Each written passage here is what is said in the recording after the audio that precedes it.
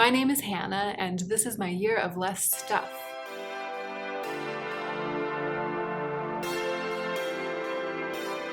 Hey y'all, it's time for me to tell you what I bought in July with my budget. It's pretty straightforward and kind of boring. Well, actually, it's not boring. Never boring. But it's just a couple of things, and it was kind of a casual month in terms of spending. And I didn't plan anything for this introduction. I have nothing to say. If you're new here, welcome. I'm Hannah. I love beautiful things to a fault. I've had a troubled history with overspending on beautiful things, so I try to keep a balance here on my channel. I think that beautiful things can add value to a life, but I don't want to be a YouTuber who normalizes overspending. So if that kind of balanced content sounds good to you, I hope that you will go ahead and subscribe to my channel. Now, let's go ahead and get into the meat of the video. I know what I was going to say in the introduction. I was going to be like, we're in a new location, I'm using my studio lights again, but who cares? Like, I like variety, so I'm always going to be moving around. And as many of you know, I'm going to be moving soon, so everything's going to change. I'm sure I'll film again in front of the red couch before that happens, but I like to keep you on your little toes. And I also was just thinking, I haven't worn this blouse in a while, and I'm really feeling myself right now, especially with these earrings, which I know you can't really see under my mane of freshly washed hair that's poofing from my scalp, but I'm having a moment. I'm here for it. So I bought two things with my budget in July, and both of them were attached to orders that I was placing for replacements. So I usually tell you the replacements at the beginning, and then I go and tell you the things that I decide to buy with my budget.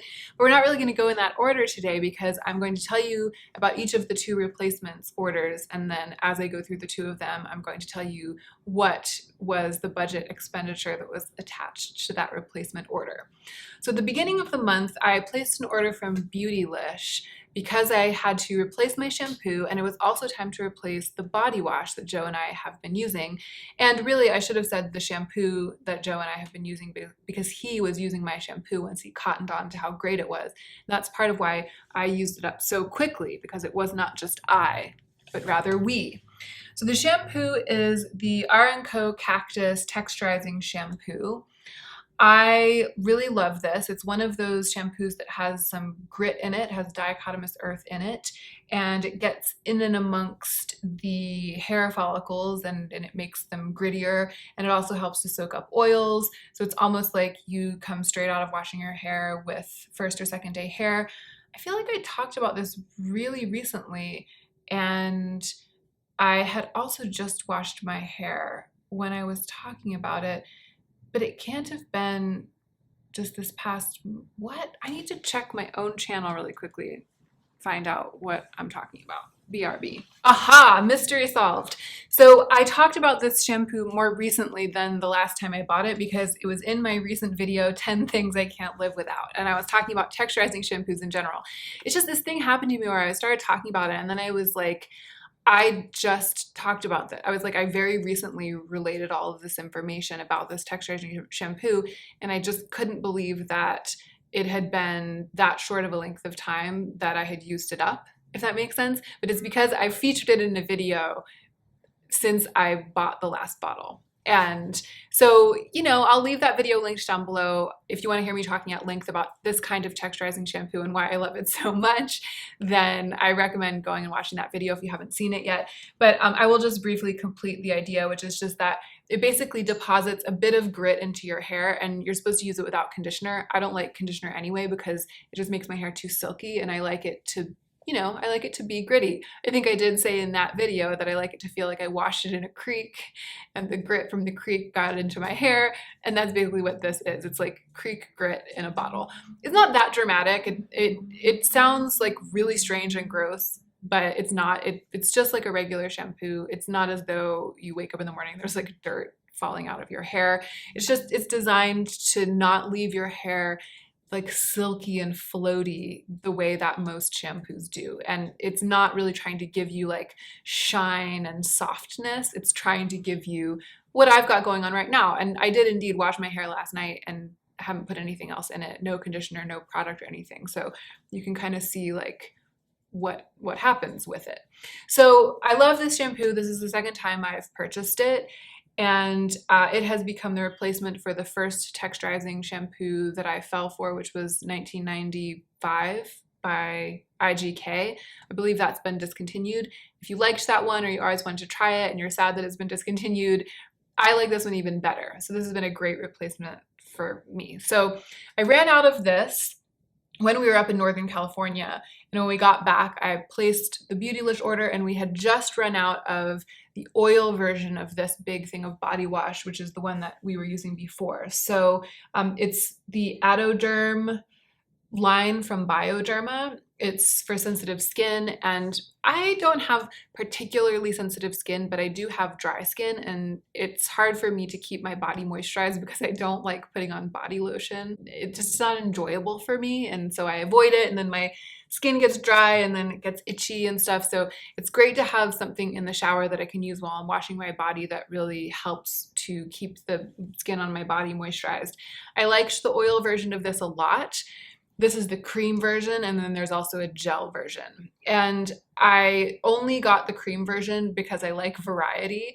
I like variety more than I like having the best thing. So objectively, I think I like the oil one the best. It's my favorite one.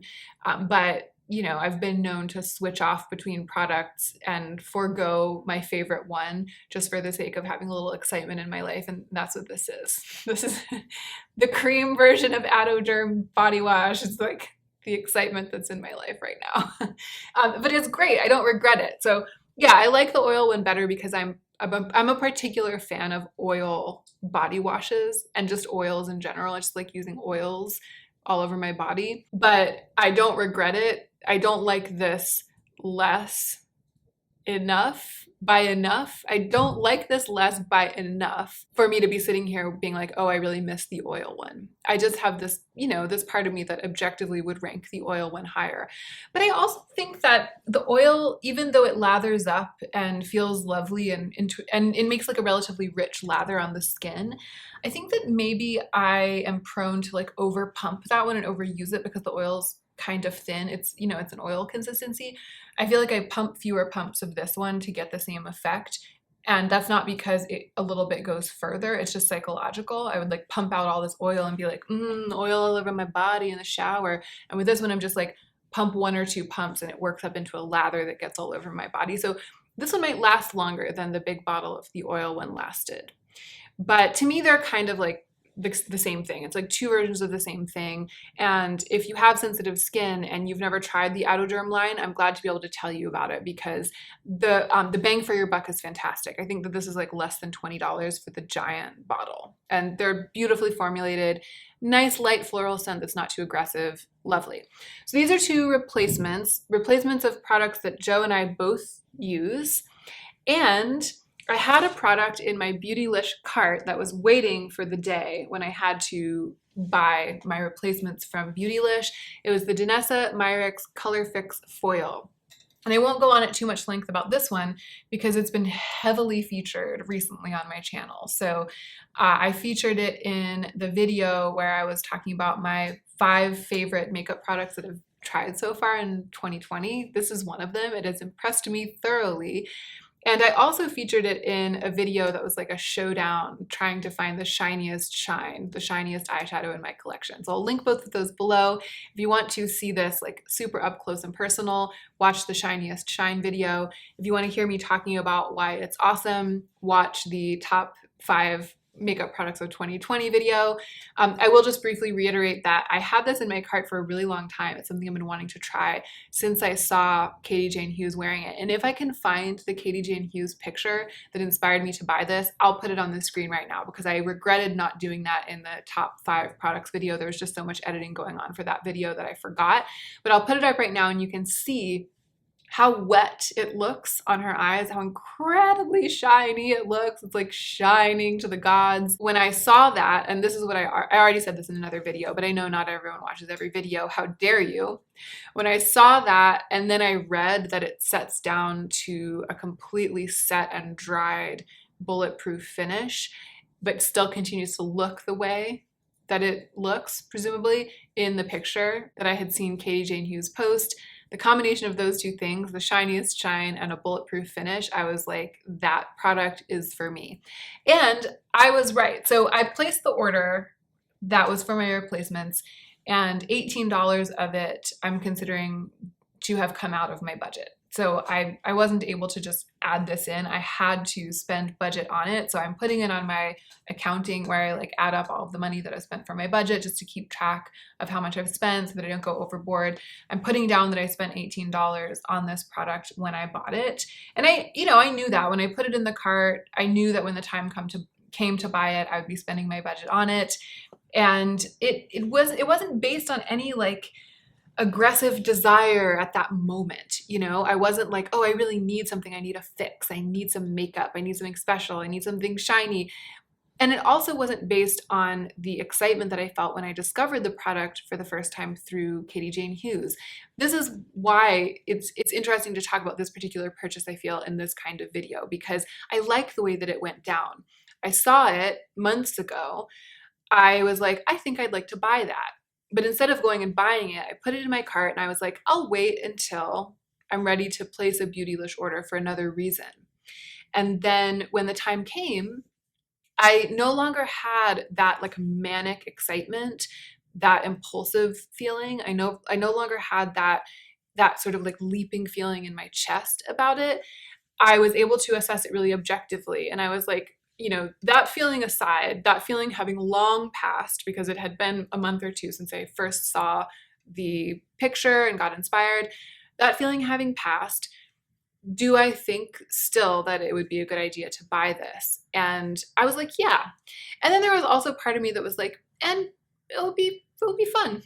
It would be fun to play with it. I think I'll enjoy that. And it's worth my $18 to have that fun, even if it underperforms. It just was like, yeah, it was worth it. But it felt very mature. Like it felt like one of my more mature moments when I assessed it and decided not to take it out of my cart when I placed the order. And the fact that it then did end up exceeding my expectations just completes the picture of how good of an experience it was to buy this. Lately, I have been really appreciating making situations for myself, purchasing situations that aren't frenetic, that don't have that high sense of like stress and excitement around them. So a little bit later in the month, I ran out of green color corrector. It was kind of shocking because I had been using the one from Algenist. I'm actually not going to talk too much about it right now because it's going to be in my empties. So in my forthcoming empties, I'll go into more detail about my feelings about the actual substance of the product itself and how I enjoyed using it. But pertinent to this video is the fact that the bottle, the Algenist green color correcting fluid drops or whatever, is bigger than my Holy Grail color corrector bottle, the one that I had been using before, which is the one from the Sephora collection, which, spoiler alert, is what I bought as a replacement. So this Bright Future color corrector from the Sephora collection is $14. And it's something like, it's 0.13 ounces. And I think that the Algenist one might be something like 2. Actually, I'll get it. Oh no, okay, I'm glad I got it. It's 0.5 ounces. So neither of them is even, close to being a full ounce, but this one's 0.13 ounces and this is 0.5 ounces. So it's like 4 times more product than is in the one from Sephora. So when I purchased it, and it's twice as much, or maybe even a little bit more than twice as much, I think it cost something like $35. So it's more than twice the cost, but presumably 4 times the product. So when I purchased this, I thought that because there was so much more product than there is in this little tube, that it would last 4 times longer. But it didn't.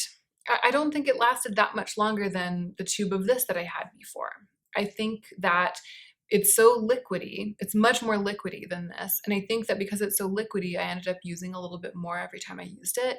And it's also less pigmented. And I didn't really realize that. I didn't really remember until I got this, until I replaced it with this. And when I started using it, for the first 3 days, I was positively green because I was putting as much of this product on my face as I had been putting of this product.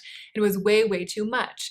So having used this one, tried to switch to something more economical by finding something that cost more for the bottle but had way more product in it, and then switching back to this one. By going back and forth, I've realized that this one actually has another point in its favor in terms of economy, which is that it's more pigmented, so a little bit goes much further. And that is probably why this didn't actually last that much longer than a tube of this would have. And I'm delighted to be able to return to this and to feel like it's actually not a worse decision budget-wise, because I like it better. I like that it's more pigmented. I feel like that gives me more control over how I use it and how I mix it with other products. And I also like the finish better. I find the finish to be a bit more serum-y, a little bit more skin-like, whereas this one was just ever so slightly mattifying, I think because it has some clay content. So it was an interesting experiment, and I'm glad that I did it, but I was surprised that this was empty as early as it was. And when I got this back in my hot little hands, I was like, never again, Sephora Bright Future Green Color Corrector. Never again will we be parted, because it is my favorite one. I'm really, really glad to have it back. So when I placed the order from Sephora to replace this product in my collection, I decided to keep another thing in my cart that I had placed kind of prospectively there. So I'm always going on Sephora, looking around, putting things into my cart just to show myself that I want them, and just to kind of play with the idea of buying them. And then I always go in and take them out of my cart if I need to buy something like a replacement, or I'll take them out of my cart a little while later when I realize that I definitely don't want to buy them. In the cart, in my Sephora account, in the online shopping cart, it's like a subset of my loves list. So there's the loves list, and then there's the shopping cart, which is like an intensified loves list. But putting something in my shopping cart for me on Sephora doesn't mean that I'm going to buy it. It just means that I'm thinking about it, and that I'm planning to think about it again in the future.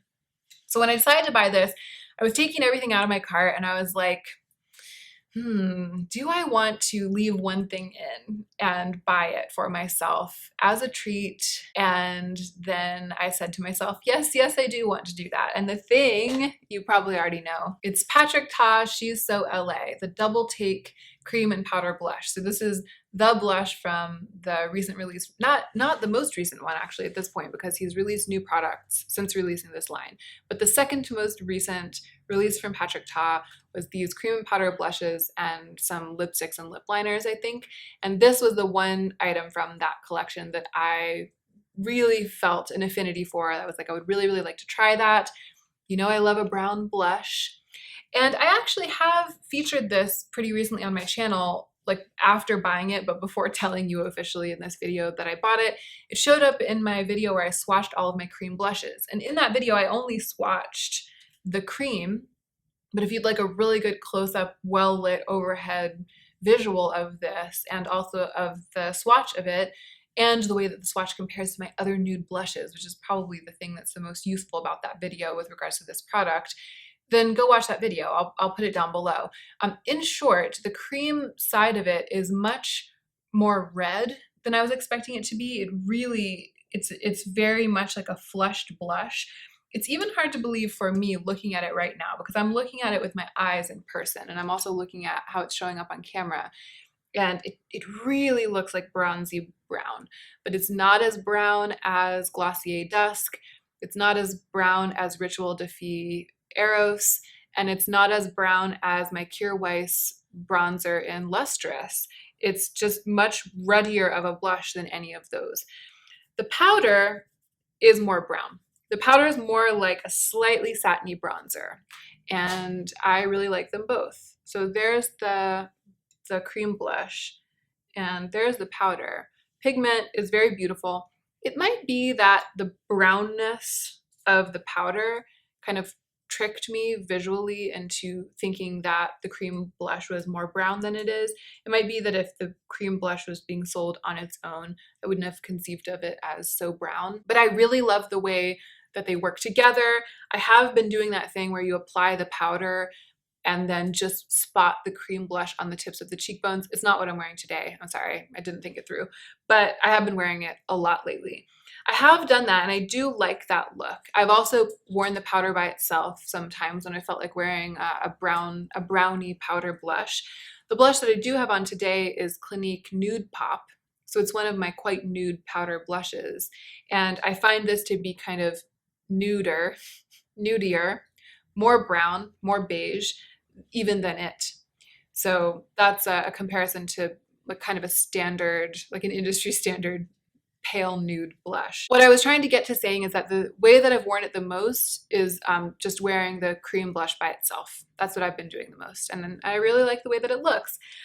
This product, the way that I feel about it now, having owned it for some weeks and it having been one of just 2 things that I bought in the month of July, both of them having been makeup products, the way that I feel about it is that I like it and I'm definitely going to be keeping it, but it's a situation where like I like it for its own sake, but I also liked the experience of buying it and I value it for the fact that it was like my one treat. It was obviously not the only treat. It was one of 2 treats that I had in July, the Danessa Myricks being the other one.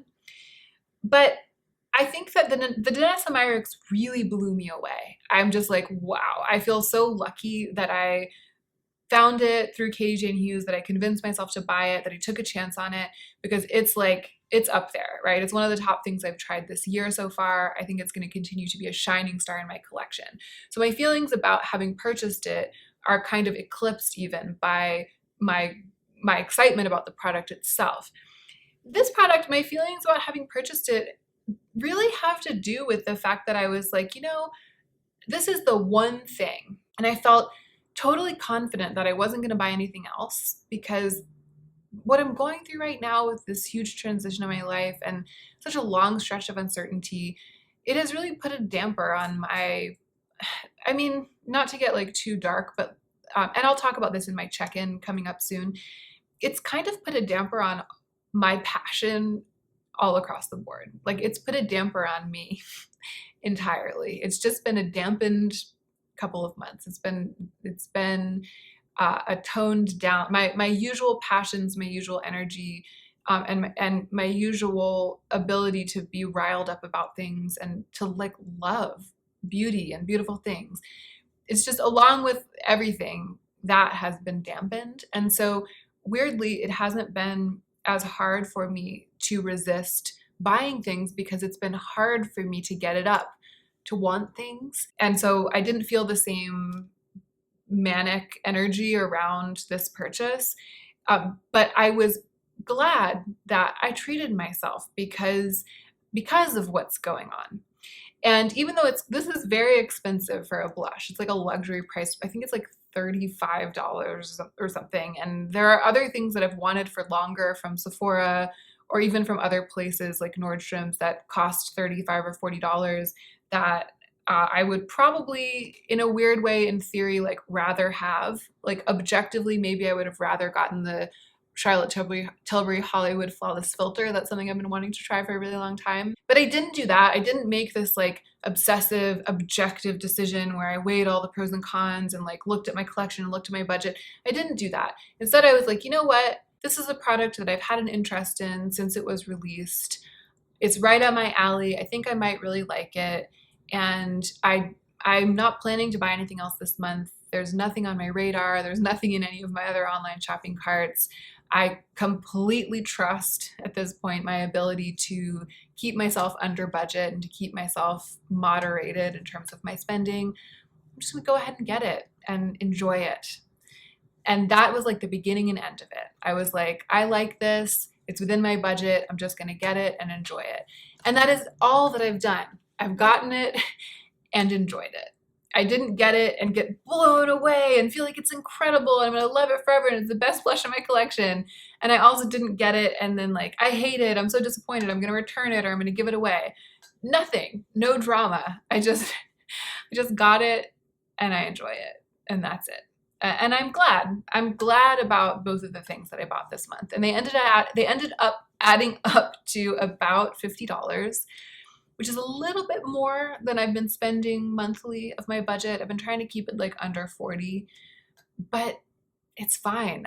And actually, maybe I should mention at this point, I still have this blush on my hand, hold on. So let's quickly, before I end the video, touch base about my yearly budget, because You know what happened? I decided to give myself the fluidity in my yearly budget to spend however much of it I wanted to whenever I want, instead of restricting how much I was allowed to spend every month. I was like, this is how much I don't want to spend past for the whole year, and I'm just going to see how it breaks down, right? I was like giving myself a little more freedom and hoping to develop the muscles of moderation by giving myself more freedom.